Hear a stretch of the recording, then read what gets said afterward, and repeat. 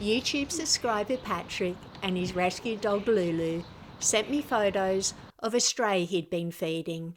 The cat had been living outside for at least 3 years. He was dirty, losing weight, and had open sores on his feet that wouldn't heal. His face was always scratched from the neighbourhood cats that bullied him. I had no rescue space, but headed over regardless, deciding to work it out as I went along. Hopefully I could scan him for a microchip to see if he had an owner. I wasn't sure if it would be possible, as he wouldn't let anyone close. As I parked, there he was, right in front of me, but then he took off, moving like a typical stray. I threw treats to land in front of him, hoping he'd stop and consider. He was so used to being shooed away, he didn't understand that I wanted to engage. Patrick called him FDC, an abbreviation for front door cat, as he sat on his doorstep each day calling for food. With a treat in one hand and a microchip scanner in the other, I made my move. He then suddenly turned from scared to sweet. He wasn't chipped, no surprise. I had an idea that would be nervy, but I thought was worth a try. I, nor anyone else, had rescue space. By using my social media, I wondered if I could find an experienced person who would adopt FDC unconditionally and straight off the street. If this was to work, I needed to gauge his personality, so decided to start by picking him up to see how he'd react.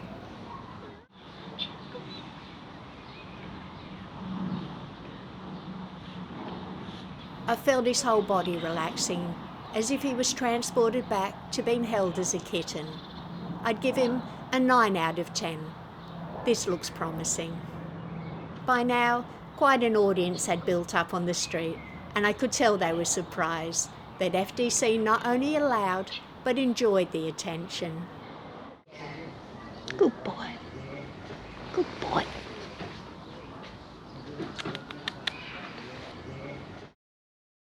First, I needed to door knock to see if anyone knew about FDC, but it would have been easier to get information if I were the homicide police. Curtains were twitching and most people weren't answering.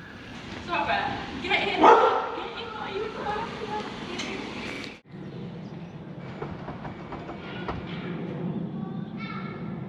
It's usually on the front here. Are there any doors I should knock on, or so just one? No. Okay, thanks anyway. The locals I managed to talk to said he was known as the Scruffy Cat. He'd been around for years.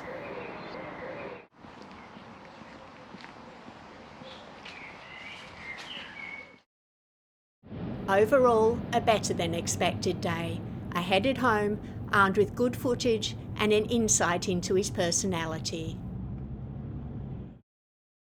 I posted some pictures and details of FDC on my social media. After a few doubtful days, a wonderful family showed real interest. It was decided FDC was no longer homeless. Wasting no time, the next day I set the trap by Patrick's front door. Lulu stood guard, while Backdoor Cat came over to help. She's a whole other story. The trap was set with every sneaky trick I knew. FDC finally appeared, half an hour late, and unusually, he didn't go to Patrick's front door. His suspicions had obviously been raised. Now I had to get him over to the trap without scaring him off for good. One treat at a time, I made a trail.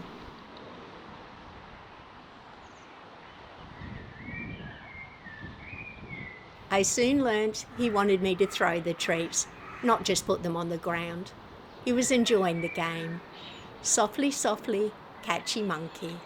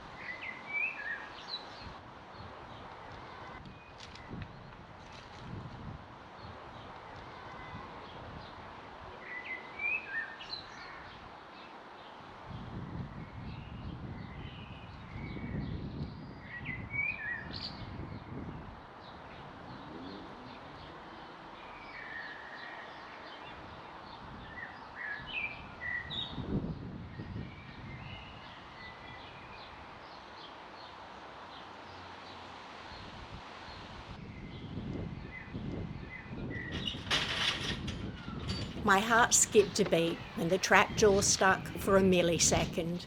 That was really close. It's a good boy. It's a good boy. A bittersweet moment for Patrick. Got a bath cut. Oh, almost there. You've got a beautiful face.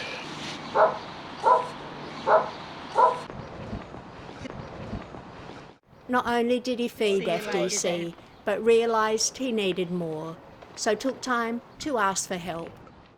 Patrick was very fond of FDC, however couldn't take him in because of a non-cat loving obligation. Good boy, don't you worry. Once in the car, I checked him over for any obvious problems. The scratches on his face were from the cats that bullied him. Patrick needed to sit with FDC at mealtime, otherwise the other cats would take his food. Sadly, FDC just let them, even though he was starving. Good boy. I headed north to deliver FDC to Christine. She decided to rename him Alfie. Christine was an experienced owner. She was adopting Alfie unconditionally, without knowing his personality or what the unknown vet costs or health issues might be. She has a 2-year-old female cat called Alice that he'll be separated from until he's neutered and had all the necessaries done at the vet's. Alice is cheeky and sassy, and I think a good match for the gentle street boy. Okay, Alfie, stay calm. We're about to enter your forever home. I had prepared Christine for the worst scenario. On exiting the trap, Alfie could panic and climb the walls. We would need to quickly close the curtains and turn off the light. The darkness always calms them. Yeah, no, don't panic. Don't panic. It's okay. Good boy. Here goes. We watched on high alert. Good boy. Hello, darling. Oh, there you go, window. Good boy. Alfie quickly scanned the room, looking for an escape route. Then stopped to think, attention, food, soft bed. What am I trying to escape from? That's your new bed. Come here. Look at this. Alfie. Here's to your new life, boy. Good boy. It was lovely seeing the instant chemistry between Alfie and Christine. It was like it was always meant to be. They always work, don't they, these?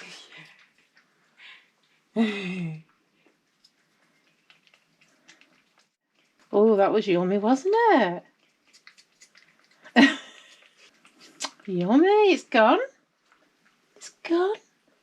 Good boy. Oh, darling. Hello, sweetheart. Oh, yes. You do need a wash.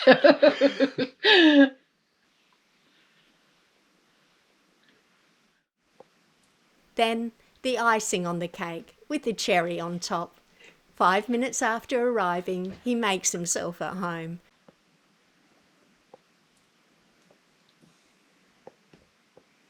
Is that biscuits you're making? Oh, yeah. Bless him. I left for home, struggling to keep my eyes dry, but still nervous of how things would unfold. Would he remain calm? Would the vets discover any major problems? Would he bond with Alice? Are you hungry? The next day, Christine messaged to say Alfie had his breakfast and had used the litter tray. He was already enjoying pats and belly rubs. Oh. Oh. A few days later, she gave him a much-needed bath. Here he is grooming himself just after. When Alice was in the garden, Alfie was let out of his room to explore the house. He was a little scared at first. Alfie. Alfie.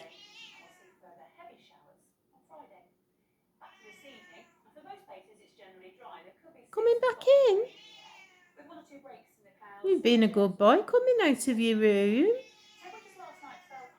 Aren't you? Are you hungry? Are you hungry? You want some food? Learning how to play, and slowly been introduced to Alice. The vet gave him antibiotics, which helped heal the open sores on his feet. He'd been neutered and had all the necessaries. The vet estimated Alfie to be 7 years old. It makes you wonder what went so wrong in his life. A few weeks on, he's finally ventured out to the garden, fully understanding this is now home. Then, the big moment. Alice and Alfie finally meet face to face. I'll be posting updates on my community page, so subscribe and select all notifications. Thanks for joining me on another rescue. Always lovely to share the experience with you.